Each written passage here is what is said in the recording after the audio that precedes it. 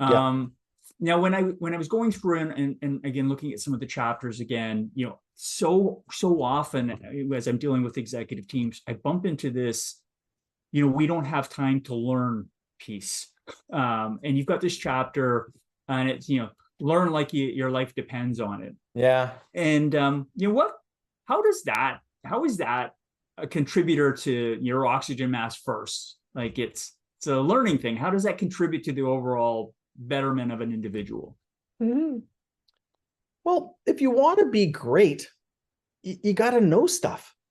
And if the main thing, an indicator of someone who will be effective in the future is how much they're learning or studying today.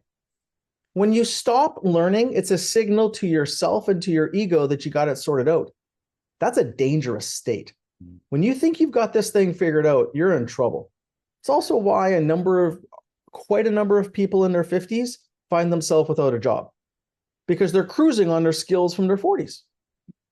Right. And so it's a really dangerous thing. So what we look for in great executives and leaders and CEOs is that humility and that drive to always be better. Jim Collins found in his research, level 5 leadership are the best leaders and of enduring great companies. And level 5 leader is two things: very humble, very driven. Well, if you're very driven and you're very humble, you're going to be a student of the game, and you're going to be doing a lot of learning because you don't know enough. And because you want to be better, you're looking for clues and answers and techniques.